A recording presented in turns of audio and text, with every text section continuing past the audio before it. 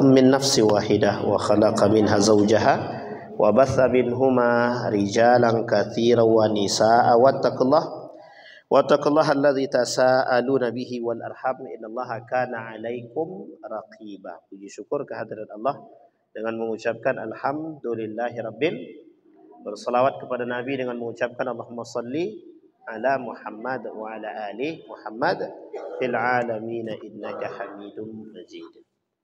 Ibu-ibu sehat semua?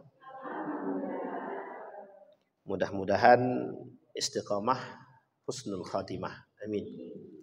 Untuk orang tua kita yang telah mendahului, Allah tempatkan di tempat terbaik di sisinya. Allah terima amal ibadahnya. Allah kumpulkan bersama orang-orang yang soleh. Untuk orang tua kita yang masih hidup, Allah sehatkan, Allah kuatkan, Allah limpahkan rezeki, Allah anugerahkan anak-anak yang soleh dan solihah. InsyaAllah husnul khatimah. Amin ya rabbal alamin. Baik ibu-ibu sekalian yang berbahagia, di sore hari ini kita lanjut. Apa yang kita lanjut? Oh gitu ya. Belum apa-apa di sore ya. Saya izin minum sebentar.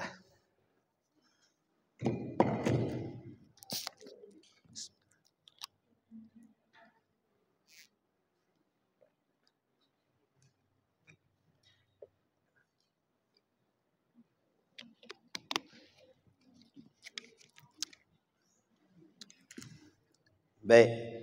Kemarin ada pertanyaan yang belum dijawab ya. Kayak apa? Jadi kayak kertas-kertas begini. Baik, kita coba jawab satu-satu. Kemarin belum selesai semua. Kita coba jawab dulu. Assalamualaikum warahmatullahi wabarakatuh. Waalaikumsalam warahmatullahi wabarakatuh. Apakah hukumnya dalam agama Islam mendoa kematian? Maksudnya apa nih? Doa biar cepat mati atau gimana? Menghidangkan makanan yang disukai almarhum semasa hidupnya.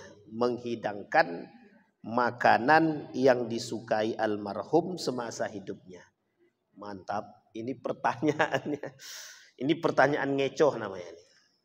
Ini untuk membedakan mana Muhammadiyah, mana NU dan mana Salafi Wahabi gitu ya. Baik, enggak, ini dalam canda saja. Baik, yang pertama kita bahas dulu. Apa hukumnya mendoa? Doa. Ini mendoa untuk kematian.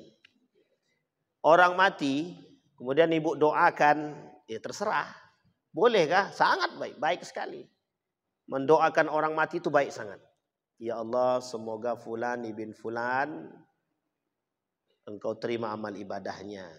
Bisa nggak begitu tuh? Nah terus kalau nggak bisa, ngapain kita datang takziah ke rumah dia kan gitu? Nah, itu namanya mendoakan orang-orang yang sudah mati. Hukumnya boleh saja. Tapi saya paham yang dimaksud pertanyaan ini. Gitu. Yang dimaksudkan oleh pertanyaan ini adalah buat acara. Acaranya syukuran kan begitu.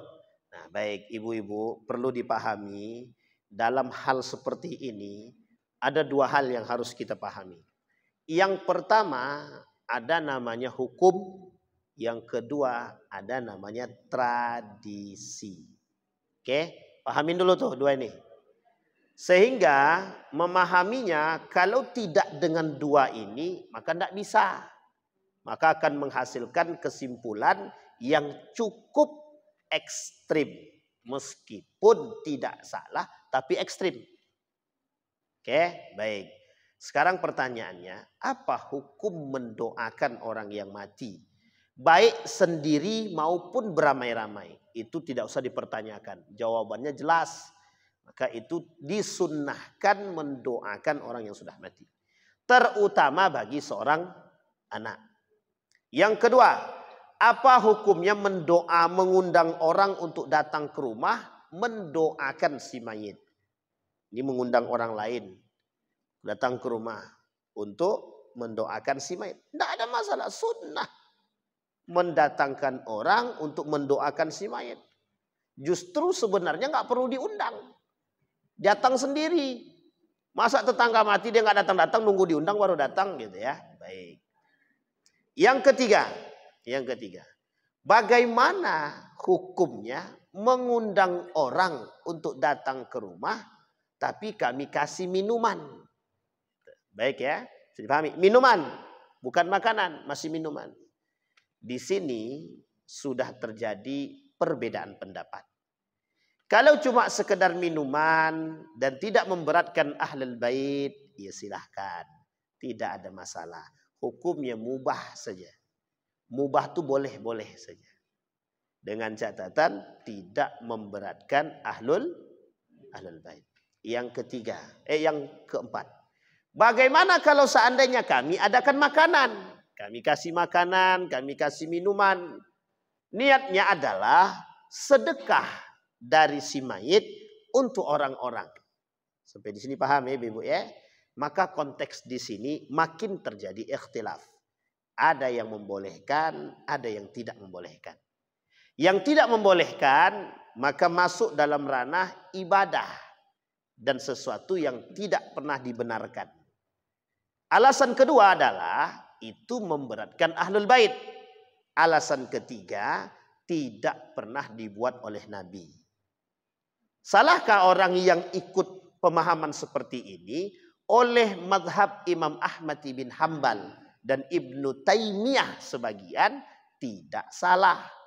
Karena bagi mereka hal seperti ini tak pernah dilakukan Nabi untuk mengundang orang kasih makan. Tapi kalau dikembalikan pada asal dia menolak karena memberatkan si mayit karena mereka telah berduka, pertanyaan kembali muncul. Bagaimana kalau si mayit itu sangat senang kalau dia bersedekah? Bisakah dijadikan alasan? Berarti bertolak belakang. Kalau alasannya adalah, ini alasannya adalah keberatan atas si mayit. Maaf, atas ahlul bait. Kalau keberatan. Pertanyaan muncul, kalau ahlul baitnya senang bagaimana? Maka dibenarkan? Apakah dibenarkan? Makanya alasannya sebenarnya bukan itu. Alasannya sebenarnya jika hal tersebut masuk dalam ranah ibadah, maka ini tidak dibenarkan. Kalau masuk dalam ranah ibadah, disebutlah sebagai hal yang baru dalam agama. Hal yang baru dalam agama, jika bertolak belakang dari makna agama itu sendiri, maka tidak dibenarkan dalam pandangan mazhab Imam Ahmad ibn Hambal atau Hambali atau Ibnu Taimiyah. Maka bagi mereka memberikan makanan kepada orang bersedekah ketika dalam urusan mendoakan kematian itu, baik 1 harinya, 2 harinya, 3 harinya misalkan, bagi mereka ini termasuk bid'ah, sesuatu yang baru jika dipandang ibadah. Begitu juga jika dipandang tradisi.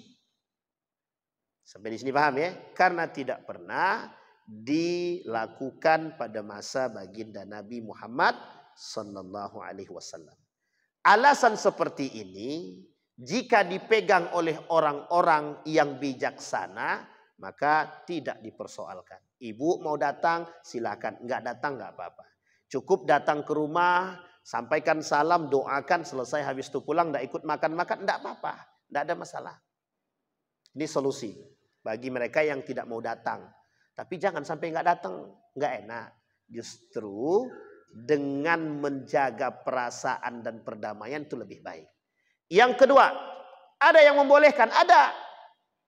Jika dipandang ini sebagai satu tradisi yang baik dan tidak memberatkan ahlul bait, atau karena itu mungkin bukan masuk daripada uang pribadi ahlul bait, atau ada yang sedekah atas kematian tersebut, ya silahkan, tidak ada masalah. Misal Bang Ardi, ada sekawannya meninggal, Bang Ardi mensedekahkan 50 juta untuk beliau, terserah mau dibuat acara apa. Bolehkah begitu?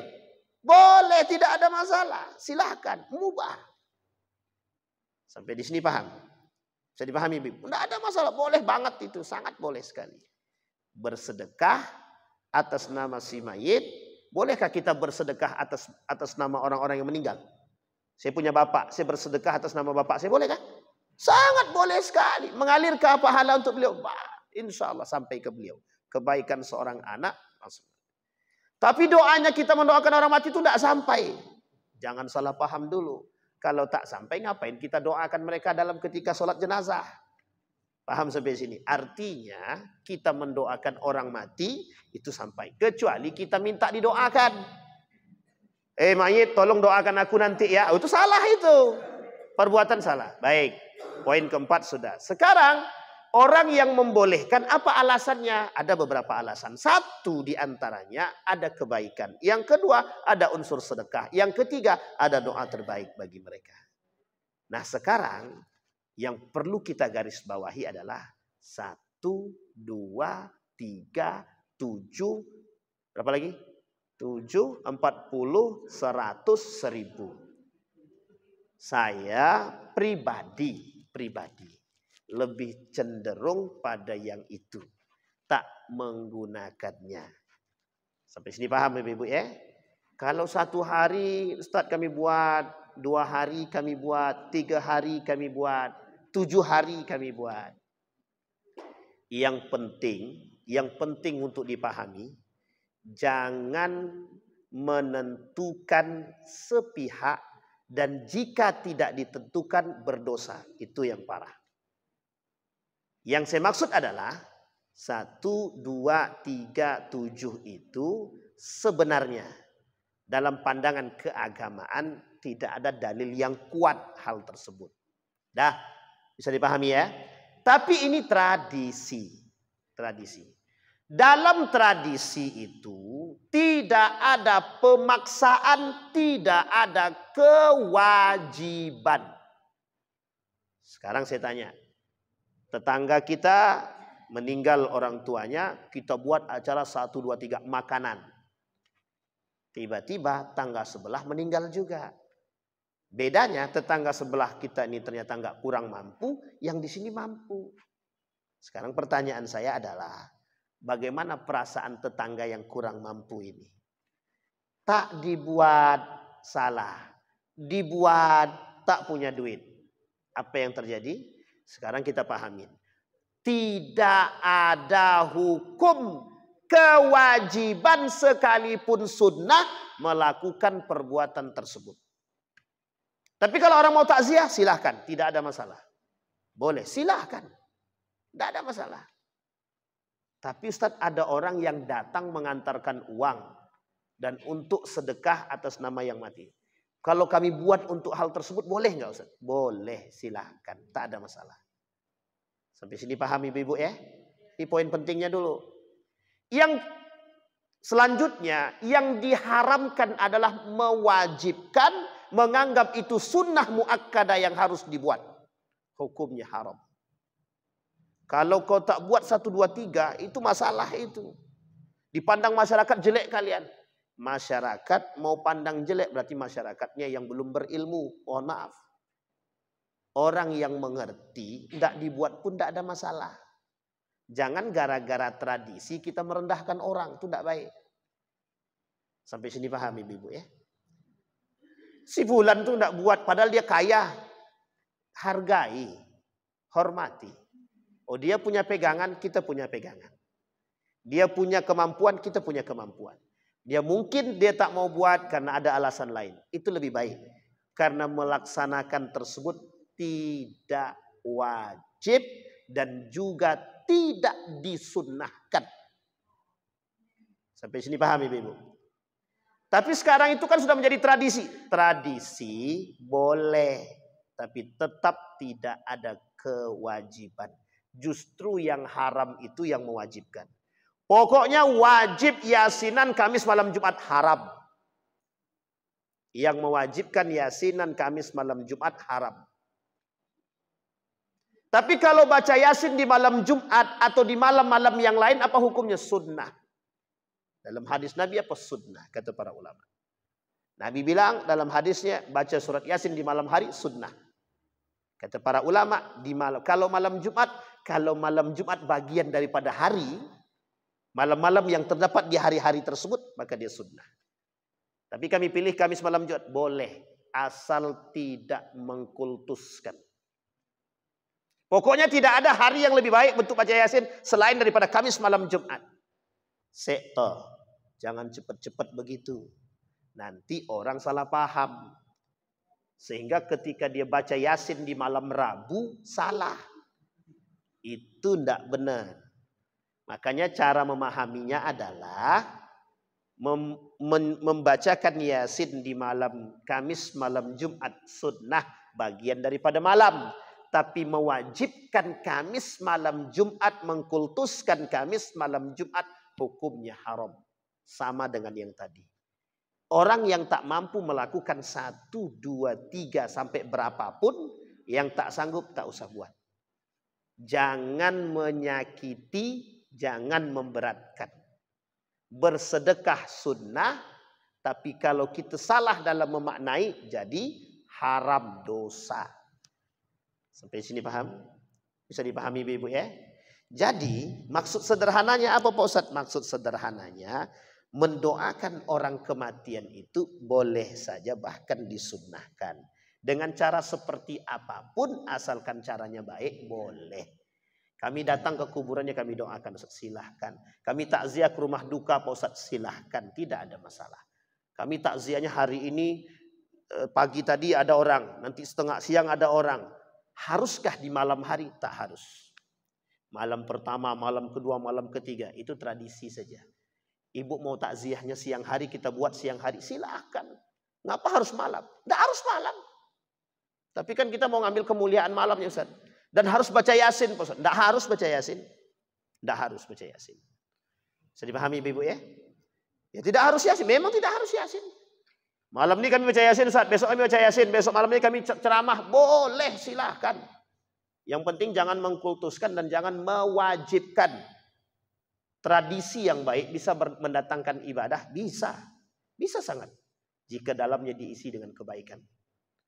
Diisi dengan doa. Cuma ada cumanya.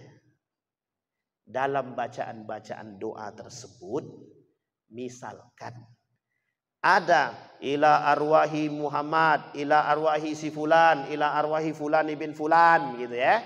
Ila arwahi Abdul Qadir Al-Jailani misalkan. Saya pribadi, karena saya orang Muhammadiyah, saya tak condong menggunakan demikian. Tapi kalau baginda Nabi Muhammad SAW itu masih dibenarkan oleh para ulama. Tapi kepada yang lain saya tak membenarkan hal demikian. Artinya kami tak memakai hal tersebut. Ila arwahi abaina wa ummahatina. Ini orang tuanya sendiri, nggak apa-apa dia doakan gitu. Tapi ila arwahi si fulan ibn fulan, karena orang soleh gitu ya. Arwahi Kiai Haji fulan ibn fulan, karena orang soleh. Saya jujur saja Bu, saya jujur. Tidak ada dalam bahasan kami, tidak ada. Mendoakan mereka silakan, tidak ada masalah. Mendoakan silakan, tidak ada masalah. Tapi pengkhususan terhadap hal tersebut, saya tak setuju. Maka ini diperdebatkan oleh para ulama. Maksudnya ulama siapa? Di dalam kalangan mazhab Syafi'i boleh, silahkan, tidak ada masalah. Yang berpegang teguh pada mazhab Syafi'i. Kami di Muhammadiyah tak pakai itu. Kalau mau doa-doa sajalah. Ila hadratin Nabi Mustafa Muhammad Rasulullah sallallahu alaihi wasallam wa likafatil anbiya syai'un lillahi lahu wa lahumul Fatihah, selesai. Doa. Allahumma shalli ala Muhammad wa ala ali Muhammad. Allahumma ighfir lana dzunubana, selesai. Begitu ya Ibu ya? Bisa dipahami? Tapi salahkah mereka yang berbuat dalam konteks kami? Salah. Dalam konteks kami. Dalam konteksnya teman-teman yang berpegang teguh pada mazhab Imam Ahmad ibn Hanbal, salah. Tapi dalam konteksnya yang berpegang teguh pada mazhab Imam Syafi'i, kata dia tak salah. Artinya setiap orang punya pegangan. Setiap orang punya pegangan. Sampai sini paham Ibu? Kalau Ibu tanya saya, bagi saya salah. Karena saya tak pernah melakukan hal demikian. Dan saya berpandangan pada guru saya yang tidak menggunakan tersebut. Tapi kalau kami berpegang kasar ada guru kami, asal tidak berlebihan, tidak ada masalah. Contoh. Semua nama-nama guru-guru di tarekat itu disebutkan ila arwahi guru ini, guru ini, guru ini, guru ini, guru ini gitu ya. Ya itu yang saya maksud. Bisa dipahami Ibu? Baik, sekarang kita cari pandangan yang paling aman. Sebenarnya paling aman, semua aman. Tergantung cara kita berpegang, yang penting ada dalil. Dalil yang dipegang tuh harus baik. Kalau dalilnya dalilan, ya itu susah. Maksudnya dalil-dalilan tuh bagaimana? Ya dibuat-buat dalilnya. Dalilnya nggak ada tapi dibuat-buat, itu nggak benar.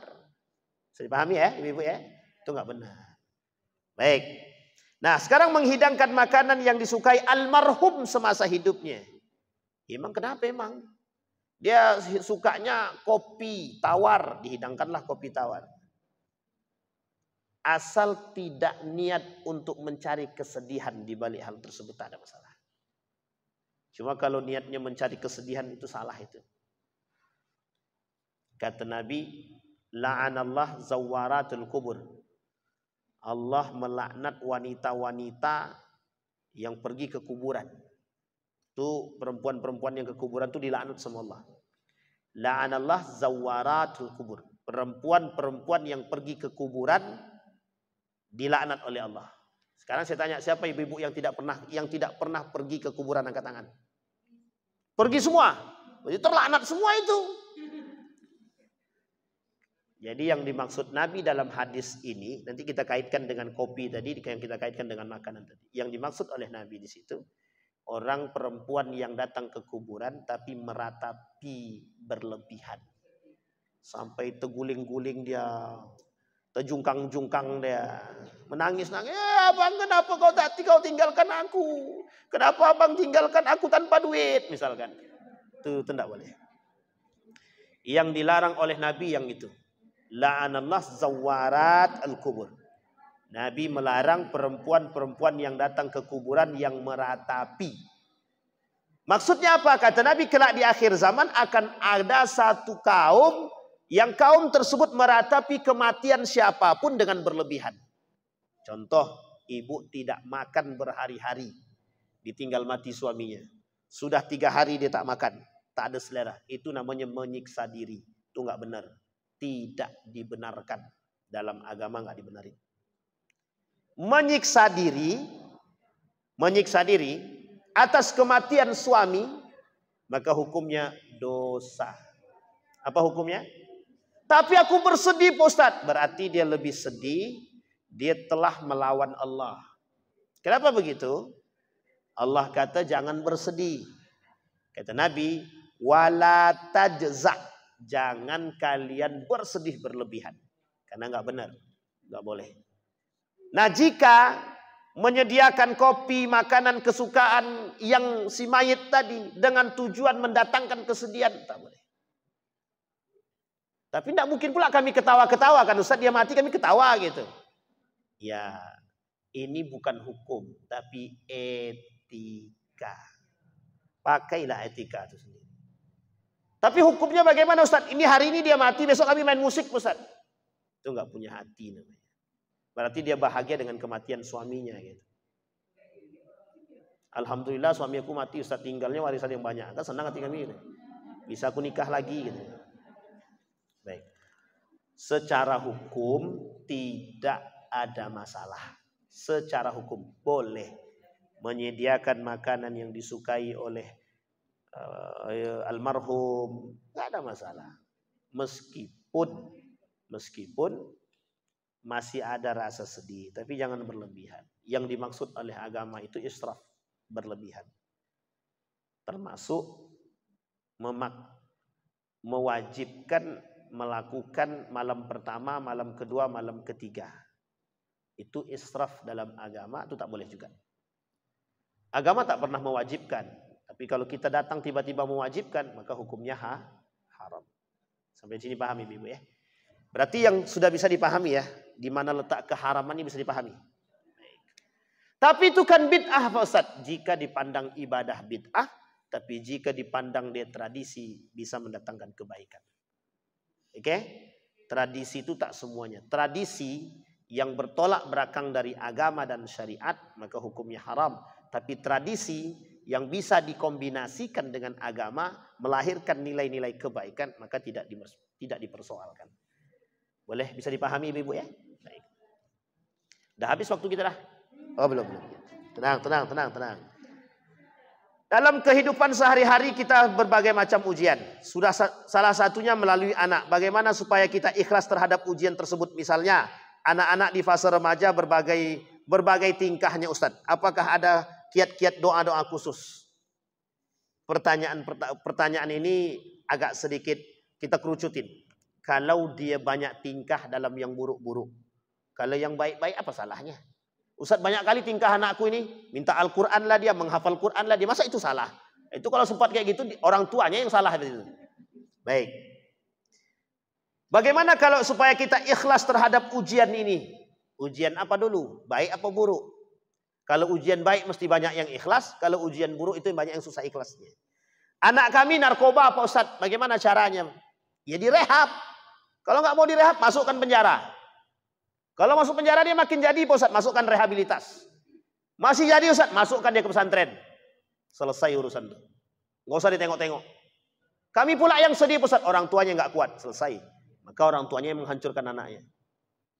Apa doanya Ustaz? Banyak. Rabbana hablana minas salihin. Rabbana hablana min azwajina wa dhurriyyatina qurrata a'yun waj'alna lil muttaqina imama. Rabbana hablana minas salihin. Rabbi ja'alni muqima salati wa min dhurriyyati Rabbana wa taqabbal du'a. Allahumma salli ala Muhammad wa ala ali Muhammad. Allahumma ja'alhu dhurriyatan tayyibah. Allahumma ja'al ahlana min ahli al-Qur'an wa ja'al ahillatana min ahli al-Qur'an. Alladzina nahnu khasatuka wa ahluki ya arhamar rahimin. Cari ubun-ubunnya tiup, semburkan sebelum tidur. Atau pas dia tidur tiupkan. Jangan putus asa. Dalam mendidik anak jangan putus asa. Kami ikhlas dengan dia narkoba, itu salah. Ini salah pertanyaannya. Bagaimana kami ikhlas dengan ujian anak-anak kami? Salah sebenarnya. Apa yang harus kami lakukan dalam mengupayakan kesembuhan atau mengupayakan perbuatan-perbuatan yang baik terhadap anak-anak kami. Yang harus dilakukan oleh ibu-ibu, kalau dia berada di lingkungan yang tidak baik, pindahkan dia ke lingkungan yang baik. Dia berkawan dengan geng motor Pak Ustaz. Khawatir kami kalau seandainya dia nanti jadi orang-orang yang peminum khamar. Pindahkan dia. Masukkan di pesantren. Di pesantren dihancurkannya sekolah orang tuh Ustaz. Cari pesantren yang gak keras dikit. Ya. Maka sebenarnya anak-anak nakal dimasukkan ke barak. Boleh, tak ada masalah, masukkanlah. Dengan catatan dikontrol. Enggak apa-apa sesekali. Keras itu penting. Tegas itu keras sekali penting. Tapi enggak boleh pukul-memukul Pak Ustaz. Ibu kalau sayang dengan anak. Kalau sayang dengan anak. Terus ibu kasih semuanya. Ibu sedang menghancurkan anak. Anak itu tak bisa disayang-sayang. Jangan dimanja-manja. Ibu dibentak sama anak. Ibu diamkan. Sampai besar dia akan bentak ibu. Maka kalau dia bentak kita, bentak balik. Bentak. Oh serius ibu. Kalau tidak ibu yang dibentak sama dia. Tengoklah besok kalau tak percaya. Cobalah. Makanya anak itu ada fase-fase yang harus kita sesuaikan. Maka ibu-ibu, kita belajar bersama. Bukan ibu-ibu saja. Saya juga begitu. Juga dalam berusaha. Mengurus anak itu memang tak susah. Tak mudah. Sulit. Ya, tapi karena kesulitan itulah yang kita harus lakukan bersama. Salah satu caranya adalah hadirkan Allah dalam mendidik. Di rumah kita jangan sering buka TV yang filmnya nggak benar. Jadi nanti mempengaruhi. Contoh anak sekarang kalau TV yang sering dihidupkan ayahnya adalah film-film berantem, besok anaknya suka berantem itu. Kalau anak kecil suka berantem dia. Baik. Artinya apa? Sensornya, pengaruh daripada apa yang dia lihat itu besar. Terkhusus di rumah. Begitu juga di luar. Nah, ibu-ibu sekalian yang berbahagia, apakah Rasulullah punya cara mengatasi anak-anak bermasalah? Punya. Bukan tak punya. Yang pertama yang dilakukan oleh Rasulullah berdoa. Anak-anak bermasalah? Iya, berdoa. Apa doanya? Yang tadi saya bacakan. Dan doa-doa yang lain. Ibu tinggal buka aja di Google, doa untuk anak biar bisa sholat. Nanti ada doanya, datang dari Al-Quran. Salah satunya, Rabbi ja'alni muqima salati wa min dzurriyyati. Doain terus, tiup ubun-ubunnya. Sholawatin terus, bangun malam hari, itu usaha. Adakah usaha yang akan sia-sia? Tidak ada. Ma khalaqta hadza batila. Allah tak pernah ciptakan sesuatu itu sia-sia. Yang kedua, apa yang harus dilakukan? Hadirkan kesabaran dan keikhlasan. Paksa. Yang ketiga, jangan pernah berhenti bersolawat. Yang keempat, cari lingkungan yang baik. Yang kelima, harus bisa menyediakan hal-hal terbaik. Nah, apa itu maksudnya? Al-Quran. Itu penting untuk memberikan pendidikan. Kemudian apa usaha yang lain? Datang ke Mekah, doain. Banyak. Minta doa sama orang soleh. Bisa. Datang ke orang-orang soleh. Minta doa. Ustaz, Kiai, tolong doakan anak. Beliau ini anakku nih nakal betul. Sudah habis harta kami dibuatnya mengganja. Ya gimana ndak habis? Anak masuk penjara gara-gara narkoba, kita keluarkan rela. Ya anak kandung ya Pak Ustadz. Oke. Setelah itu dibiarkan. Kita tak tahu. Akhirnya balik lagi. Begitu terus. Itu namanya sama saja menghabiskan uang, menghamburkan uang. Ada sifat yang harus ibu-ibu hindari. Dan bukan hanya ibu-ibu juga. Bapak-bapak juga. Apa itu? Sifat tega. Hilangkan itu. Nggak usah pakai tega-tegaan sama anak. Nggak usah. Tidak semua yang diminta anak itu harus disediakan. Tidak. Tapi dia menangis, Ustaz parah, Ustaz zaman kami dulu miskin. Nah ini dia. Suka membandingkan zaman dia dengan zaman anak. Kami sekarang sudah senang hidup saat zaman kami miskin. Beli ini aja susah. Sekarang anak kami zaman susah. Itu pun kami tak mau belikan. Pelit kalilah kami. Siapa bilang pelit? Sedang menjaga diri. Biar anak kita nih tidak terjerumus dalam perbuatan yang salah. Bisa dipahami Ibu. Terus bagaimana Pak Ustadz? Jangan pernah berhenti. Anaknya narkoba. Sudah direhab. Sudah berhasil. Alhamdulillah. Tapi kemudian Ustadz balik lagi Ustadz. Tengok kawan mainnya. Kalau kawan mainnya masih itu juga. Sampai kapanpun tak akan selesai. Kecuali dari diri dia yang paling dalam. Maka apa motivasi terbaik? Orang tuanya. Maka apa motivasi terbaik bagi anaknya? Harus dari diri dia sendiri. Bagaimana caranya menghadirkan motivasi terbaik bagi anak ini? Cari orang-orang yang bisa memberikan motivasi terbaik bagi diri. Siapa dia? Orang terdekat dia, guru dia, ustadz dia, segala macam. Begitu kan? Iya. Kalau enggak selesai kita. Tapi dia peminum khamar, Ustaz, sama. Pejudi, Ustaz, sama. Pemakai dia sama. Tak ada satupun penyakit yang tidak ada obatnya, tak ada. Orang tua yang sabar, itulah obat terbaik dia. Orang tua yang sabar dalam memberikan pendidikan anak, itulah obatnya. Bisa dipahami Ibu? Saya ceritain. Seorang preman di Palembang. Kebetulan preman ini abang dari kawan saya. Abangnya ini preman, insya Allah tidak ada yang tidak kenal. Semua orang kenal. Bejatnya tahu orang. Peminumnya tahu orang. Pokoknya penjahat lah, kelas kakap. Di salah satu daerah di Palembang tersebut. Setiap hari bapaknya penghafal Quran. Adiknya, kebetulan adiknya itu pimpinan pondok pesantren. Ya, pimpinan pesantren. Tapi abangnya ini minta ampun bejatnya. Tapi adakah mungkin bagi Allah untuk memberikan jalan kebaikan pada diri dia? Mungkin dalam pandangan orang agak sulit. Karena udah saking bejatnya. Tapi apa yang dilakukan? Doa orang tua. Orang tua nggak pernah berhenti berdoa. Dilalah, ibunya meninggal. Kesedihan terdalam dalam diri dia ketika ditinggal ibunya. Tahu ibu apa yang terjadi? Ternyata Allah punya rencana lain. Apa itu? Preman ini taubat. Karena ibunya meninggal, taubat. Tahu ibu apa yang dilakukan dia? Pergi dia ke Jawa. Tahu ibu ngapain dia ke Jawa? Menghafal Quran. 3 tahun jadi penghafal Quran 30 juz. Preman. Dan dia tak pernah balik ke Palembang. Apa yang dilakukan? Keliling pondok-pondok tahfiz di Jawa. Hari ini dia pemegang 7 sanad terbaik hafal Al-Quran 30 juz. Pernah ibu bayangkan begitu? Jadi jangan, nah yang harus ibu-ibu ingat, jangan pernah sekalipun anak kita ini nakal, jahat, memang dasar anak penjahat, tidak usah. Hilangkan kalimat-kalimat ini sama anak.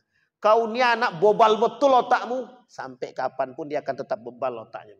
Karena orang tua dia yang mendoakan dia. Tolong kalimat-kalimat seperti ini, senakal apapun anak-anak kita, sabarkan lisan kita nih untuk mengatakan perkataan yang tak baik. Tolong betul. Anak celaka engkau, memang celaka dia besok. Karena siapa yang mendoakan dia celaka? Ibunya. Bisa dipahami ibu? Sejahat apapun, ujian kita memang di situ. Ujian suami, anak, istri, harta. Ujian istri, suami, anak, harta. Ujian anak, orang tua dan harta dan diri dia sendiri. Jadi banyak juga. Ya semua ujian. Baik itu ujian, buruk juga ujian. Oke, doa-doanya tadi sudah saya sampaikan. Yang penting itu sebenarnya satu aja. Ya istiqomah dalam doa tuh. Aku Ustaz ragu, Ustaz doaku dikabulkan apa tidak. Itu dia masalahnya. Sampai kapan anak kita mau berubah? Ustaz alhamdulillah tadi malam sudah saya doakan anak saya. Tahajud sudah, Yasin sudah, baca ubun-ubun sudah. Alhamdulillah. Sekali itu aja. Iya Ustaz. Itu masalah dia. Berharap betul datang dari langit itu. Sekali doa. Mungkin dia berharap sekali aja udah. Tidak bisa begitu. Sekali tak berubah, coba 2 kali. 100 kali dia tak berubah, coba 1000 kali. Tapi pertanyaannya, mungkin tidak anak itu berubah? Sangat mungkin sekali. Jadi tidak ada yang tidak mau. Tidak ada yang tak mungkin. Banyak orang-orang narkoba yang selamat. Banyak. Banyak anak-anak yang, itu coba lihat di jamaah-jamaah tablik itu. Berapa banyak pemain-pemain, peminum khamar, pejudi, pezina. Tapi mereka tobat aja kan. Dan ternyata, dari Sulaiman misalkan. Apa lagi itu? Apa namanya siapa? Yang duta itu? Gitarisnya itu siapa namanya? Salman. Namanya Salman, nama gantinya Salman. Salman, banyak bu. Orang-orang yang nakal-nakal itu bertobat itu banyak. Kita kan mandangnya orang nakal itu jahat selamanya. Enggak. Yang kita khawatirkan orang baik jadi jahat, itu yang kita khawatirkan. Yang perlu kita takuti orang baik jadi jahat. Kalau orang jahat jadi baik kita nggak perlu takut bu. Yang kita khawatirkan adalah orang baik jadi jahat. Baik. Bertanya dong Ustadz. Dari kemarin kan bertanya terus. Bagaimana fitnah di media sosial Ustadz? Besar. Misalnya memposting dan lain-lain. Ibu-ibu, perempuan, berhentilah posting-posting ini. Berhenti. Nah itu dia. Cantik tidak, jelek iya misal. Enggak, itu yang lain tuh. Bu, fitnah media sosial ini berat. Yang pertama fitnahnya, kalau dia memfitnah atau menyebarkan berita-berita hoax melalui media, ada 2 kemungkinan. Kalau itu benar, dia telah menyebarkan aib. Kalau itu salah, dia telah memfitnah. Ada lagi bu? Belum selesai lagi, tunggu lagi. Iya. Baik. Dia telah memfitnah. Dua-duanya dosa. Ibu-ibu, sekarang saya tanya, coba jawab dengan jujur. Ibu posting foto di media sosial itu untuk apa? Jawab dengan jujur tapi. Biar ditengok orang kan. Saya langsung tembak aja kan. Biar orang tahu aku sedang apa Pak Ustadz. Itulah yang banyak hari ini. Tidak, hampir dikatakan sedikit sekali orang yang posting foto itu hanya untuk kebaikan pada diri dia. Sisanya pamer. Berarti gimana dong Ustadz? Ya udah nggak usah pamer. Paham ibu-ibu? Datang ke Mekah foto, thread. Aku sedang ke Mekah, aku doakan kalian semua. Memang satu sisi ada baiknya. Dia baik mendoakan orang. Masalahnya postingan dia ini, foto dia aja itu. Ternyata besok ditengoknya. Wih, alhamdulillah yang like banyak gitu. Yang komen banyak banget. Wah, itu benar. Rupanya jualan diri. Pakai Facebook Pro. Astaghfiruka wa atubu. Bu, saya cuma kasih tahu sekarang, hati-hati dengan biodata diri kita, KTP, foto kita. Banyak orang yang bisa menggunakan salah, melakukan salah guna terhadap foto, video pribadi kita. Dibuatnya, diambilnya foto kita, dipostingnya. Ini mohon maaf kejadian. Seorang perempuan, dia foto, diambillah fotonya, dijual. Yang mau menikah dengan perempuan ini segera kasih tahu saya. Dilalah, ada orang yang percaya. Akhirnya perempuan itu dijualnya. Nah, ini yang jadi masalah. Apa yang terjadi dengan perempuan tersebut? Bingunglah perempuan tersebut. Datang laki-laki itu ke rumah. Katanya kita mau nikah, kata dia. Kapan pula aku posting, kata perempuan tadi. Rupanya ada orang yang mengambil foto dia. Itu yang terjadi. Jadi jangan sembarangan, hati-hati. Yang kedua, tolong jaga hati. Jaga hati. Ibu posting foto pribadi ibu, baik di HP, di WhatsApp, di Facebook, di mana-mana. Sebenarnya tidak ada yang paling penting. Tak ada. Tak ada yang penting, yang terpenting dari postingan itu tidak ada. Kecuali ibu posting untuk ada anak yang hilang, ibu posting fotonya tolong, nah itu penting. Nah kan ibu tidak hilang. Kami pengen Ustadz biar nanti anak-anak kami ke belakang tuh kenal dengan kami. Oke, tidak perlu setiap waktu kan postingnya. Betul Bu? Nah ibu belakang tuh yang sepakat betul. Untung kita nggak berteman di Facebook kan Bu? Tuh. Jadi fitnahnya Bu, sekarang fitnah media ini besar. Besar, sangat besar. Media sosial ini besar. Orang jualan di sana. Orang nebar hoaks di sana. Menebar fitnah juga di sana. Semua di sana. Maka pergunakanlah media itu untuk yang baik saja. Ibu postingan kajian silahkan. Biar orang-orang mendengar kajian ibu-ibu. Ya, ada kajian yang ibu posting, alhamdulillah. Foto yang bertuliskan motivasi. Asalkan yang kita postingkan itu benar. Maka saya menyarankan jangan perbanyak posting foto pribadi. Ya, tak usah. Satu cukuplah untuk kenangan anak-anak atau cicit-cicit besok. Itu pun kalau cicit kita masih ngerti. Kalau dia tidak tahu cicitnya, itu ya. Baik. Yang ketiga ibu-ibu, jaga betul tangan kita nih dari mengetik-ngetik yang nggak benar. Di dalam media ini, di dalam media itu, ibu-ibu sedang dipantau teknologi yang kita pakai, baik Facebook, baik itu TikTok, baik itu YouTube, baik itu apapun. Kita sedang dipantau. Sedang diapain Bu? Kalau dalam kajian database atau base data dari anak-anak teknologi, kita sedang membuka aib kita sendiri di media itu. Dan itu semua adalah permainan yang sengaja mereka sediakan agar kita jauh dan lalai dari Allah. Itu fitnah terberatnya. Salah satu cara membuat orang biar lalai dengan Allah, biar dia sering-sering menengok HP dia. Balik dari sekolah HP, pergi sekolah HP, di kelas HP. Ibu-ibu juga gitu. Sampai rumah HP, memasak HP, sampai gosong pun gara-gara HP. Itu mesti itu.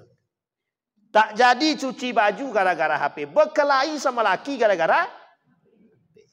Tolong itu di hati-hati betul. Gunakan untuk yang baik. Maka saya kata gunakan untuk memberikan pengaruh pada orang lain melalui posting-posting terbaik. Kami jualannya di situ Ustaz, silahkan asal dengan jujur. Nah, jangan pula yang di media sama yang asli beda-beda. Kami jualannya, kami jual baju yang kita kasih orang kacang, itu kan berbeda. Gitu ya ibu-ibu ya. Baik. Bisa dipahami ibu-ibu semua? Baik. Tanya dong Ustaz. pasangan suami istri selingkuh sampai berbuat zina sudah kemarin ya? Sudah ya? Pasangan suami istri sampai berbuat zina, ketahuan istrinya dan istrinya memaafkan, apakah hukumnya dalam Islam karena dia sudah bersama lagi? Asal tidak ada urusan talak, maka tidak ada persoalan. Oke ya. Misal suaminya berselingkuh, minta maaf lah suaminya baik-baik, istrinya memaafkan dan mereka kemudian berhubungan badan lagi karena tidak ada kalimat cerai, maka tidak ada dipersoalkan. Yang menjadi masalah adalah laki-laki ini.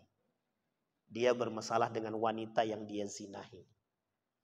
Apa yang harus dia lakukan? Nikahi, bertanggung jawab, bertobat. Dan jangan sampai tahu orang. Kalau tahu orang dirajam dan diasingkan. Kalau ada yang tahu, suruh mereka pindah dari kampung itu. Biar tidak mendapatkan fitnah bagi yang lain atau penyakit itu tertular kepada masyarakat yang lain. Makanya dalam Islam pezinah itu selain dirajam diusir. Diapain? Siapa dia? Baik, di itu juga.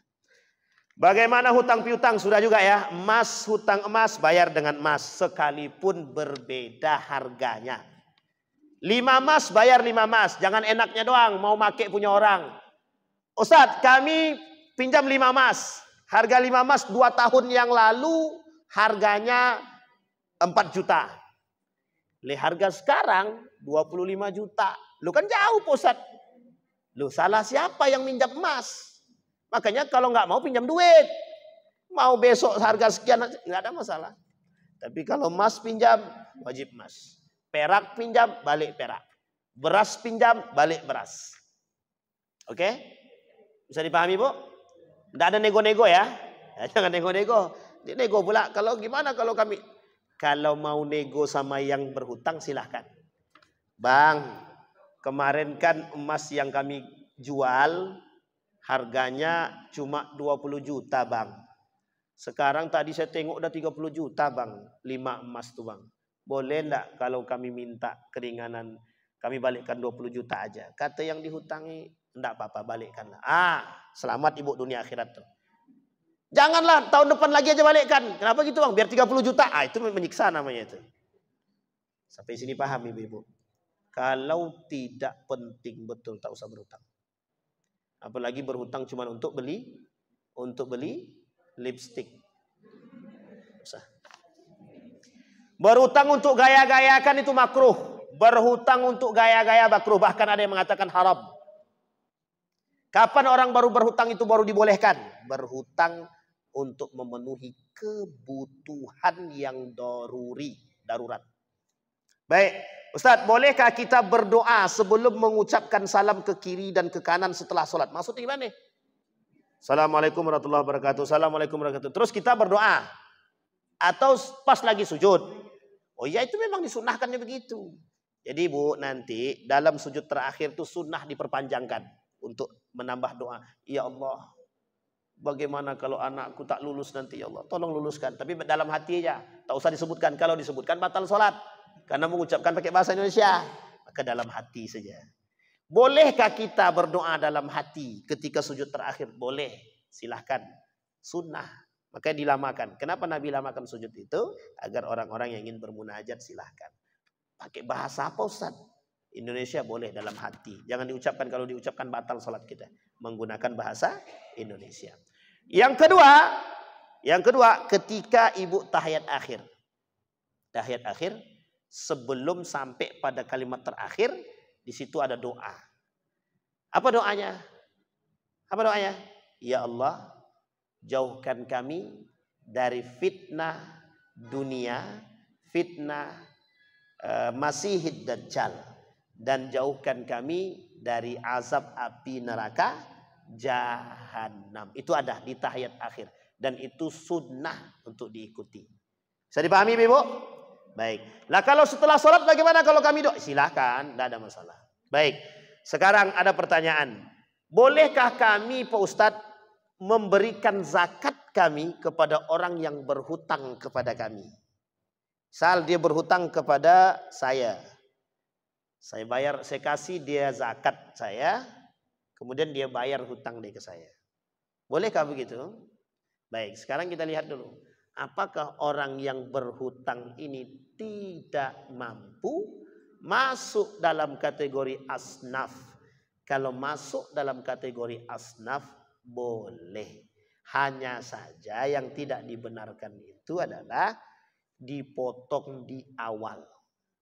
Kasih dulu zakatnya, tapi jangan pula frontal langsung bayar zakat kau sini. Bayar utang kau sini. Secara hukum itu tidak dipersoalkan, dimubahkan, boleh. Kasih duit zakat tadi, nanti dia bayar hutang ke kita. Secara hukum boleh.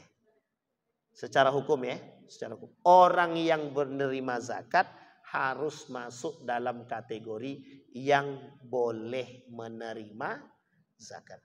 Kalau orangnya kaya pinjam uang sama ibu, kemudian ibu kasih duit zakat ibu, salah sasaran. Apa yang harus kita lakukan? Doakan semoga Allah bukakan hati dia untuk bayar hutang. Kenapa orang susah kali bayar hutang, Pak Ustaz? Itulah dia. Saya pun bertanya sama. Mengapa orang berhutang mau, membayar tak mau? Tahu ibu kenapa alasannya? Setan. Kenapa alasannya? Setan. Baik. Bisa dipahami ibu? Yakin bisa dipahami?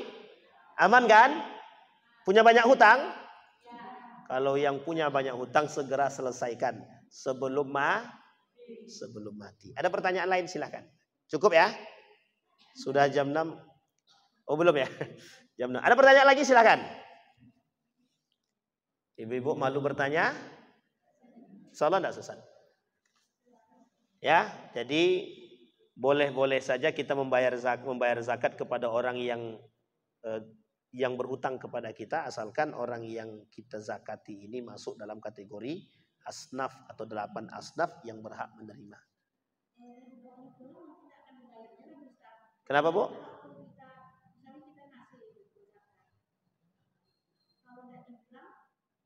Ya sampaikan aja.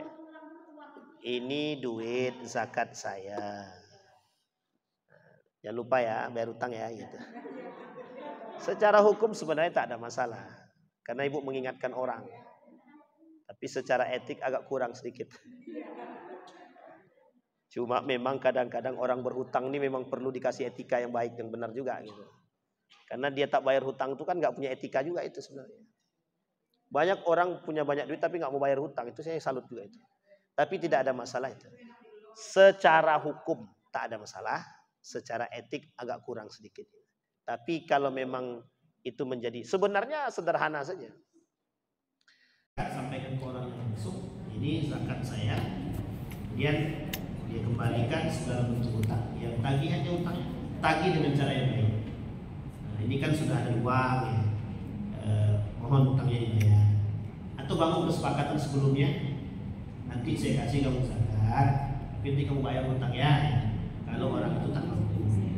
Sementara orang tak mampu itu, kenapa dia tak mampu bayar hutangnya? Ya karena dia masih ada kebutuhan yang mendesak untuk dirinya.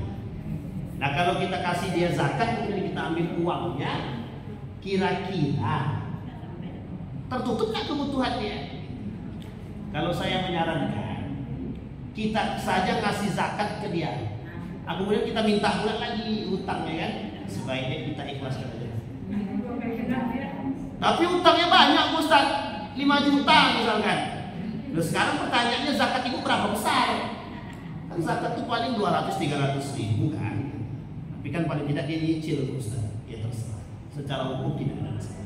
Boleh. Secara hukum. Kita bicara hukum. Secara hukum tidak masalah. Boleh. Kata para ulama benar. Dibenarkan tidak masalah. Baik, saya kira itu. Ada pertanyaan lagi ibu silakan. Langsung lah Bu. Apa Bu? Apa nak bertanya apa? Kota infak. Nah, apa tuh? Ya boleh. Mau ber? Silakan nih, silakan. Seorang anak. Rajin sedekah terus.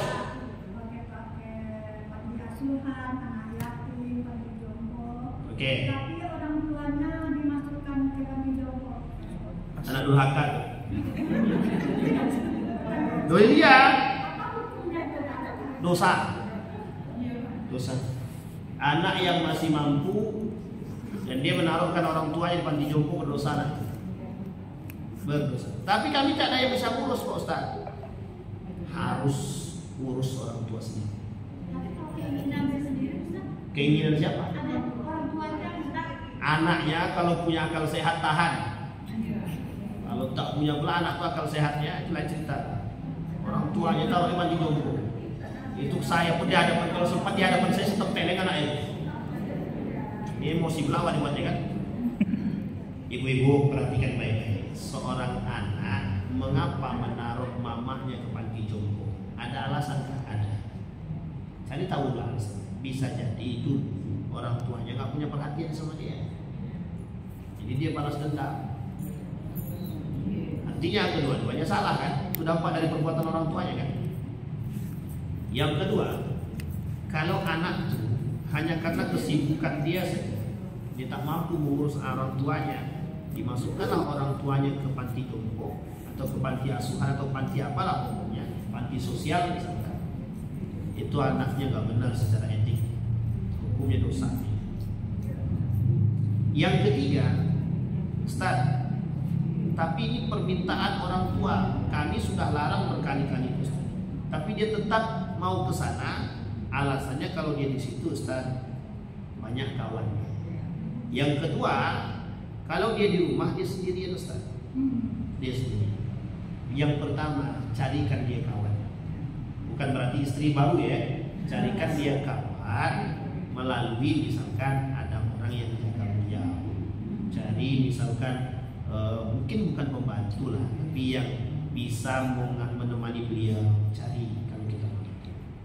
Yang keempat, memang jika seandainya memang dia tetap maksa, kita tidak bisa memberikan itu, anaknya seharusnya yang kerjaannya terlalu banyak kurangi, kasih waktu untuk orang tua, kasih waktu untuk, kalau tidak ada lagi alasannya selain cuma menaruh di panti jompo saja, karena memang alasannya cuma itu, dia berharap betul dapat kawan. Tidak usah ditaruh antar pagi sore jemput, karena kan anaknya nggak kerja tiap hari, tiap waktu pagi sampai malam, nanti taruh di situ. Dan ini terkhusus buat orang anak-anak yang tidak punya anak dan dia suami istri bekerja, kan tinggal orang tua sendirian di rumah.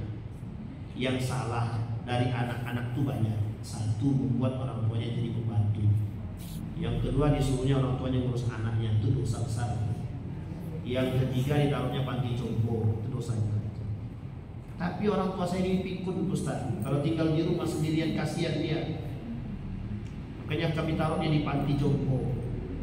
Maka saya katakan, cari orang tahu amanahi kepada tetangga. Itu dia paling penting. Kalaupun harus terpaksa harus taruh di sana, bukan berarti menaruh dia pusat memang permintaan dari sang ibunya, maka itu adalah alternatif terakhir yang dimakruhkan. Benar dibolehkan tapi dibenci. Tak berdosa dia tapi dibenci sama Tuhan. Dia tak berdosa memang tapi dibenci sama Tuhan. Jadi ibu-ibu tidak usah minta yang aneh-aneh. Kalau masih senang, tolong taruh aku di panti jompo, tak usah lain. Jangan minta yang aneh-aneh. Saya pahami ibu-ibu ya. Sebenarnya kemungkinan yang saya sampaikan itu adalah kemungkinan yang mungkin terjadi. Meskipun itu ya jarang ditemukan, tapi ada. Itu ibu ya. Jadi berarti dosa dong kalau anak naruh ibunya ke panti jompo. Kalau alasan dia menaruh ibunya ke panti jompo karena susah ngurusnya dan lain sebagainya, durhaka. Itu durhaka. Doakan aja semua. Doakan untuk kebaikannya, terbuka hati dia, balik jemputnya. Harusnya seorang anak berbangga kalau ada orang tua mau tinggal di rumah. Kenapa? Rezekinya akan datang seperti air mengalir. Itu dia. Harusnya bangga kalau ada orang tua cuma mau di rumah dia dan gak mau di rumah kakaknya yang lain. Itu harusnya bangga itu. Senang banget harusnya. Kenapa? Karena rumah dia sedang ingin dilangkahi dan dimasukkan oleh malaikat, dan dia sedang ingin mendapatkan ujian rezeki yang melimpah. Begitu. Bisa dipahami Ibu? Bisa nggak dipahami? Aman kan? Aman. Kita tutup ya Bu ya. Tak jauh sedikit nih. Oke, mudah-mudahan ada manfaat. Mudah-mudahan pertanyaan-pertanyaan yang tadi kita sampaikan bisa memberikan jawaban yang baik, sehingga ibu-ibu tidak salah dalam melangkah, dan insya Allah semua kita yang hadir husnul khatimah, diberikan anak-anak yang soleh dan solehah, rumah tangga yang Allah jaga. Mudah-mudahan